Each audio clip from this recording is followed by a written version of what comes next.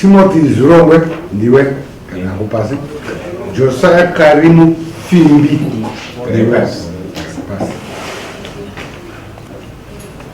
kanga mbere nyari pamberi penyu nyaya ndekutora munda wangu unozikanwa nenharaunda yese uya nembowo dzako chitupa nemaredhara kutaura izvozvo ndi Timothy Zurongwe achitaura kuna Josiah Karimu Fimbi.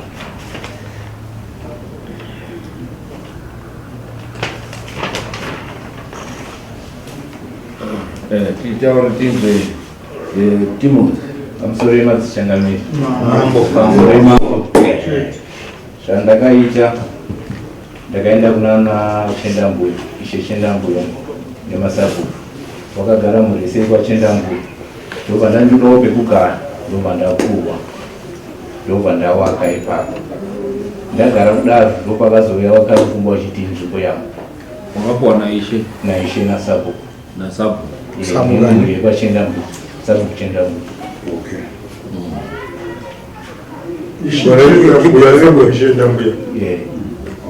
Ane buku.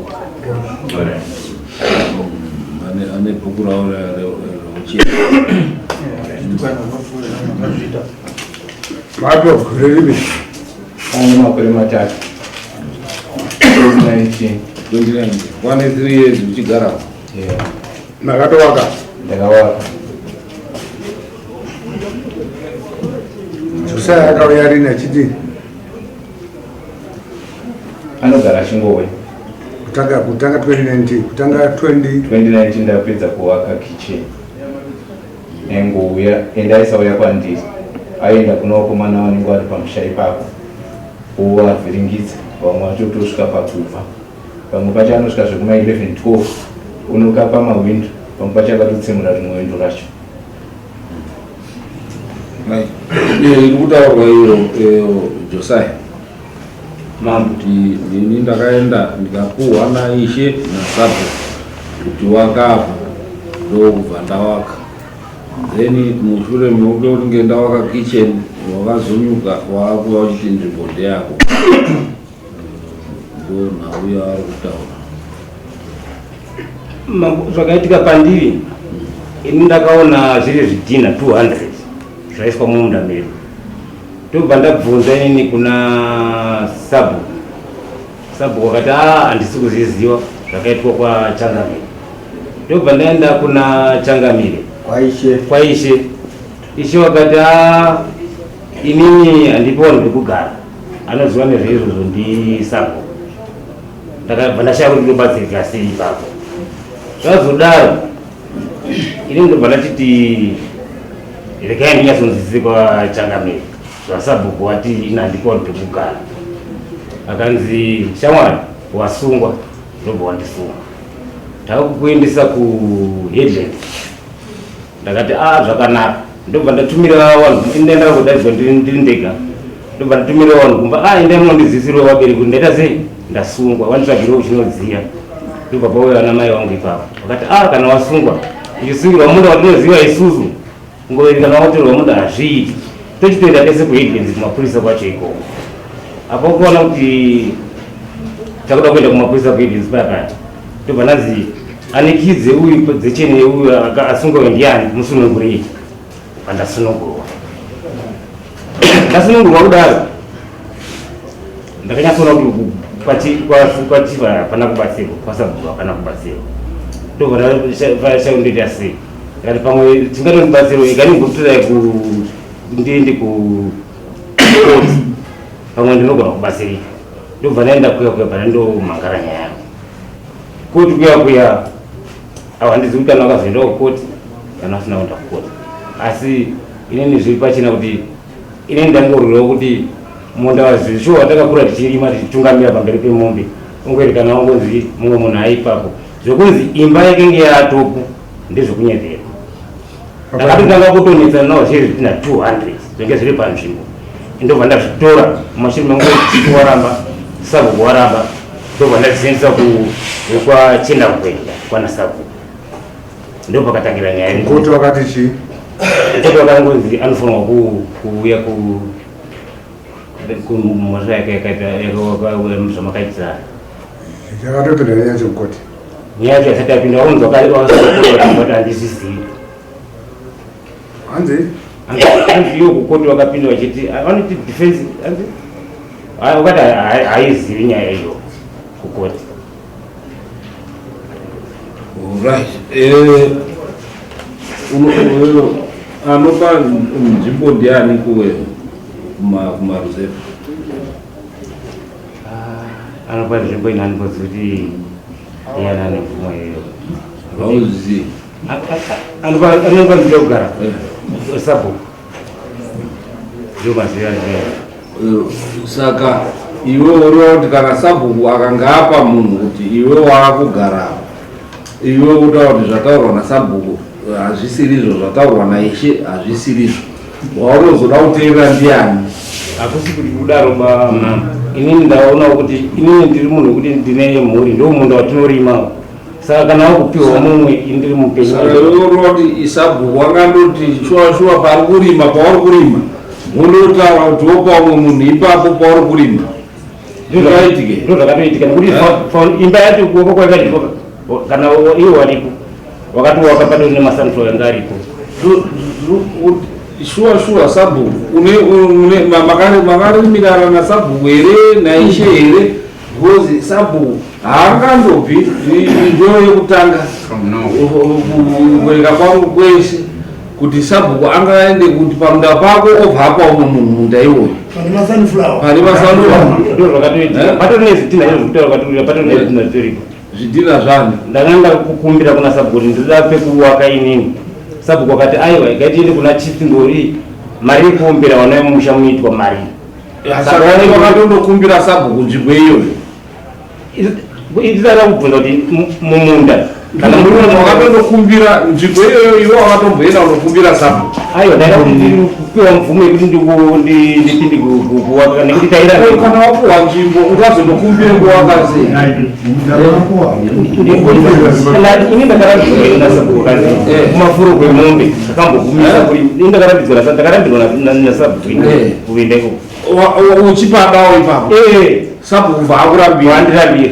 Right, akurambira kupada sabhuku ndokubva azopawo. Saka iwewe zvichireva kuti yanga isi nzvimbo yakoka, nekuti iwewe kana wakaenda sabhuku akakunyima sabhuku ndokuzopa uyo, saka ugoti yanga iri nzvimbo yako sei?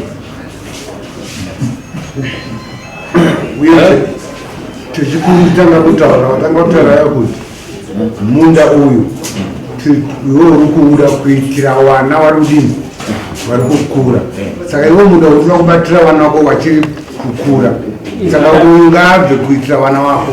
Inakaita sirivona vabereki iwe uri kupa makonfliction wambotaura kuti wanga wari munda wangu wozoti aiwa ndakatomboenda kuna sabhuku ndichindokumbira kuti sabhuku ndingarimuwehera, sabhuku akandinyima uyu ozoendawo Timothy obva andokumbira ndobva apuwa. Andozvakubva kutaura izvozvo pamusoro zvamandikabatsire ndikubatsire maimboparima kudhara vabereki vangu vatitika panga papagombo manganosasa patereri, saka papapa sabhuku ndovamirira yacho changamiri panga papa sabhuku ndekuti mimi pakava vabereki wenyu manga musikasa patereri manga musikasa parimi uyo ari kutsvaka nzvimbo yekugara ndobva akuona sabhuku iwe vaona kuti uyo vakurima wakufunga kuti ndiri kubereka vana regai ndinobata gombo iye but dai wanga uchiziva kuti une vanhu dai vairamba uchiteera uchigara uchirima munda wako wako iwoyo zvino wakabva waregera kurima uchibva waregera kuteera munda uchibva waenda kuna sabhuku. Ndizvo zvazvakaita mutemo ndiri kutsigira zvirikutaurwa nanyata. Mutemo unotaura kuti communal land inotaura iyo kuti nzvimbo ikapedza 3 years isina munhu ari kurima, isina munhu ari kugarapo, isina munhu ari kupatera, kunyanya kutera hazvina basa, isina munhu anorima uye anogarapo, pakatora 3 years sabhuku ane mvumo yekuti andope umwe munhu anoda kurima panzvimbo ipapo, nekuti iwewe hauna matitle deeds. Zvasiyana nekudhorobha, mutemo wecommunal lands wasiyana nemutemo wechi Urban and Council Act. Urban inotaura iyo kuti kana ukangokutenga nzvimbo mutown unopuwa matitle deeds. Wapuwa matitle deeds, ndozvaona mastendi mutown uyo akangogara akadaro, munhu achitopuwa title deed yake akutotera kukanzuru, achitera kukanzuru nzvimbo yake inongoramba kusvika adi akawa. Mazuva anaya makanzels akatozoisa aona kuti vanhu vanongotenga vachienda, wakatozoedhera manje kutaura kuti ukanga wapuwa nzvimbo like wanotenga mazuva anaya, ukapuwa nzvimbo unopuwa time yekuti udevelop, unopuwa 2-3 years usakadevelopa. Kanzuru yakaisa mutemo werepossession, mitemo iri kuenda ichichinjirwa nechihurumende. Kare ndosaka nichinzwa ichinzi reserved area, varungu vaiti reserved area.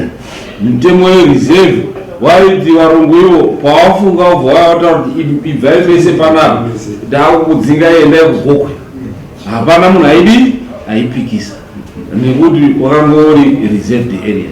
Hurumende yedu yauya yakachizoona kuti mutemo uyu hauna kunaka, ndopa yakazoti communal act. Communal act inotaura izvo nekuti vanenge vachiona nzvimbo iyoyo kumacommunity, masabhuku, madzishe nemadzibaba. Andi saka role yasabhuku ndeyekuti anoidentify, kuona kuti apa nzvimbo apa hapasi kurimwa, oenda kucommunity committee yavo. Kazhinji inenge inachi sabhuku ari chairman nemasesors nechiwano mavillagers vanodi ona kuti hapana munhu apa. Sabhuku anobvumirwa kuti ati iwe rimawo apa udi ubenefit. Saka kana warima apa wobenefita, title deed yako ndeyekuti unoramba uchirima ipapo uchidi. Failure to that 2-3 years sabhuku anenge achiobserve hapana munhu wako. Saka after 3 years kare wati kutoti 5 years, but wakazvona kuti time iri kurebesa ende vanhu upenyu huri kushoputeka huri kuita ufupi. After 3 years oona kuti hapana munhu, anotora the next ari kutsvaga munda onzi seenzesa apa.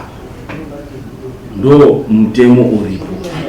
Saka iwewe haupikisi masabhuku sekutaura kwaita wataura wega kuti wakatomboenda masabhuku pamwe akaona kuti une munda urikuda kubatira mumwe minda yechipiri, vamwe kune vamwe vasina chiminda. Zvakuna sabhuku kuti dai aripo aititaura mareasons aakakunyimira iwewe. Sabhuku titaure kuti ngei musina kumupa nzvimbo iyoyo sekutaura kwaari kuita.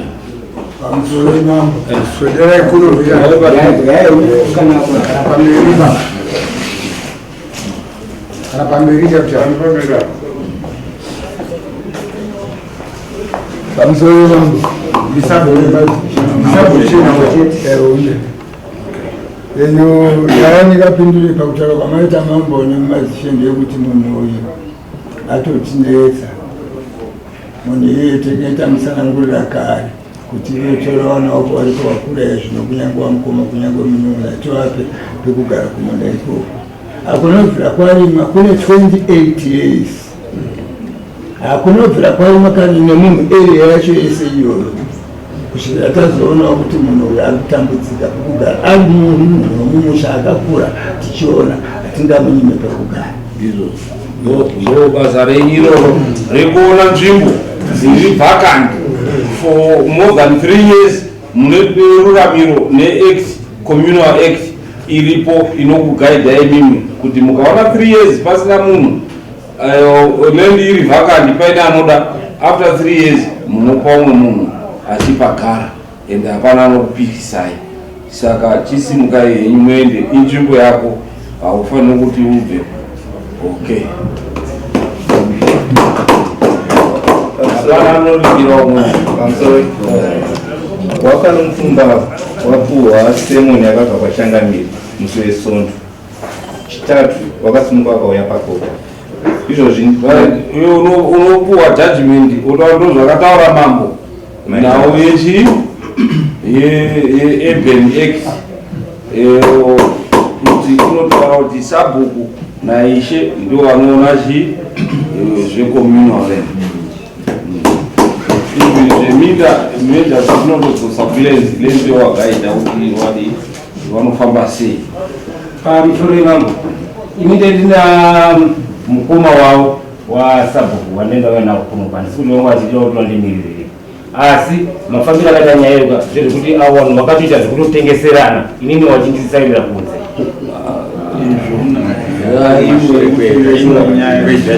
sabhuku panofuhwa munda munhu achitora munda haaregeri kupuhwa chiombero so haivaotora zvose kutengeserana ndo basa rasabhuku kuti anodyawa nechiombero chekudini saka nari sabhuku anotomberwa kuombera